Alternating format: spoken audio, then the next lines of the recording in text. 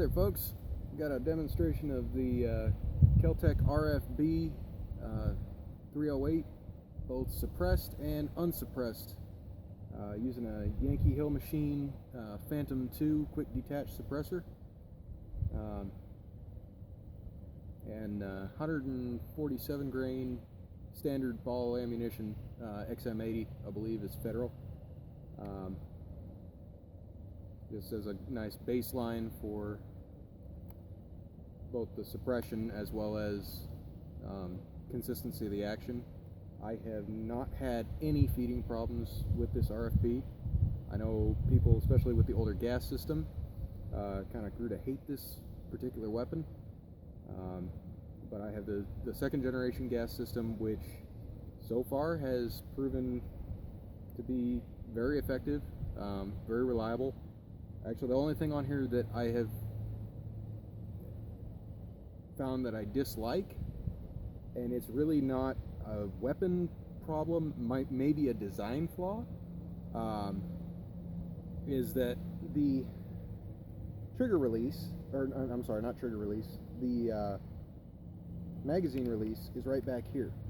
And anybody that's familiar with bench rest shooting, one of the more popular positions to put your hand is right back here. Well, unfortunately, you really can't do that with this gun, because when it recoils, even though it's only a 308 and it really doesn't recoil much, it's just enough to bump your hand into that release, which results in the magazine dropping and a failure to feed the next round. And even though the action will cycle and you will think maybe you've picked up another round, especially if you're shooting from the bench, because the magazine doesn't drop terribly far, it doesn't have very far to drop, you won't know until it goes click that, oh, dang it, I hit that again and it didn't pick up the round. But that's just a operator error and or potential design flaw. Really, it's just something you have to get used to. Not a big deal. I'm using a Sightmark green holographic with a 3-power multiplier, shooting about 100 yards here. I think it's a little over 100. And in a separate video, I'll address adjusting these sight marks. They have some assembly flaws, not design flaws, assembly flaws, to where you need to take it apart and adjust and retighten some screws to actually get it to adjust correctly and hold it zero. Otherwise, it's bouncing all over the damn place. I was very, very frustrated trying to sight this in, and eventually got to the point I started looking for the reason why this thing would not hold zero. And I realized when I was adjusting it one day that even though I was turning the screw, the reticle wasn't moving until I turned it several times, and then it seemed like it would pick up and move correctly, so I went looking for the cause. But that's a different video entirely. These are good sights. You just have to put a little effort into them to make them work correctly. But as I said, we'll do suppressed and unsuppressed. Starting with the unsuppressed.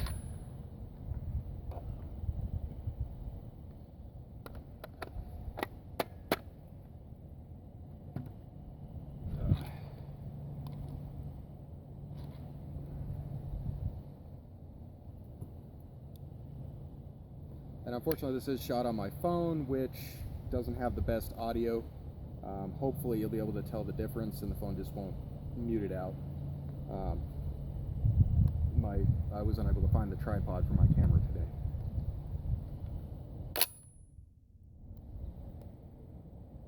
Alright, range is hot.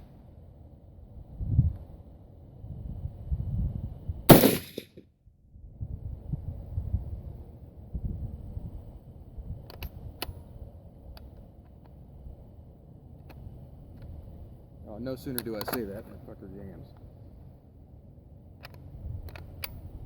So, of course, it did what's known as a short cycle, because I forgot the gas system adjustment. When you're running a suppressor, you have to change the adjustment of the gas system for it to cycle correctly.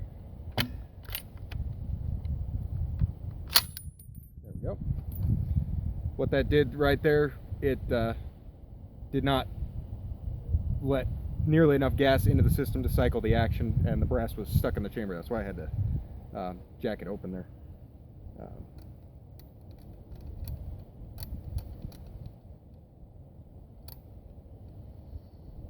Oh, come on.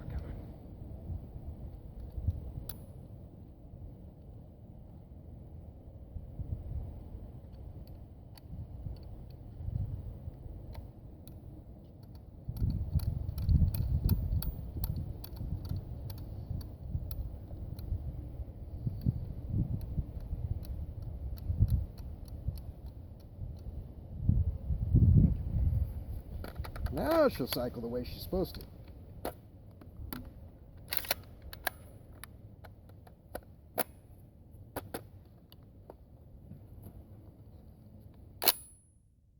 Again, not a flaw of the gun. That was operator error. I forgot. Okay, range is hot.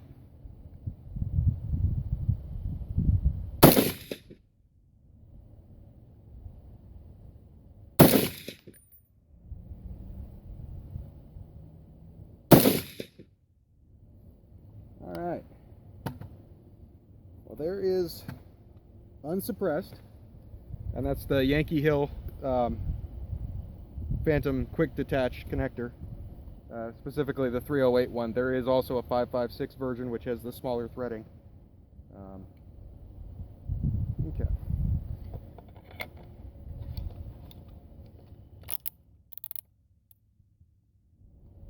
Just make sure it's nice and tight, and if the collar didn't quite latch down, you just give this little collar right here a little nudge and it'll drop right into one of the slots, because it's free spinning, it's just spring loaded.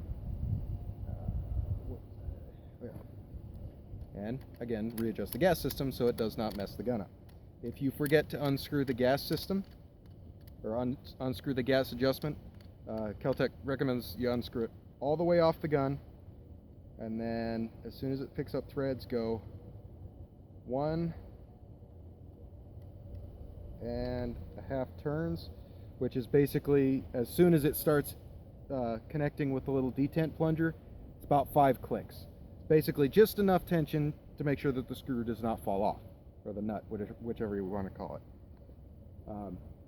But it's basically wide open for releasing the gas, and it obviously contains a lot of gas because even wide open, she functions perfectly with the suppressor on.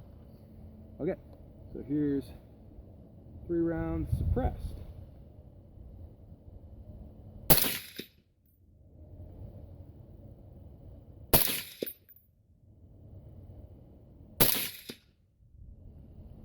Whew. I think it's time to clean the suppressor when I get home, because that stinks. Very ammonia acrid smell going on there, and you can see all the smoke that's coming back in the action. And they really aren't kidding. It says in the manual, use of a suppressor will require considerably more frequent cleaning. They really are not kidding. I mean, if you just look at the brass alone that's coming out of this thing, when you're shooting suppressed, it is considerably dirtier than when shooting unsuppressed. And it's just a result of that gas, that expanding gas, being kept in the gun, more or less. It's mostly captured up here, but there is some back pressure as soon as that bullet leaves that allows it to come back down the barrel and into the action. Which it's not an issue, it's just a matter of you got to clean it a little more often. And especially the amount of carbon it's depositing back in the barrel, it would be in your best interest, especially when at the range, bring like a bore snake or something with you, and as soon as you're done shooting, while it's still nice and warm, just run the bore snake through the barrel once or twice just to pick up a lot of that carbon and get it out of the barrel while it's nice and warm. It's a lot easier to clean later.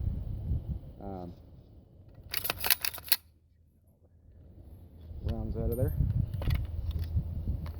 Alright.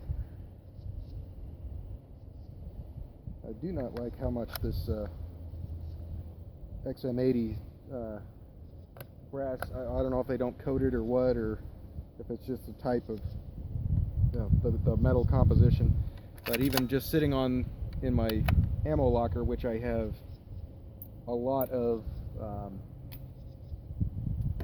silica gel, desiccant packs, and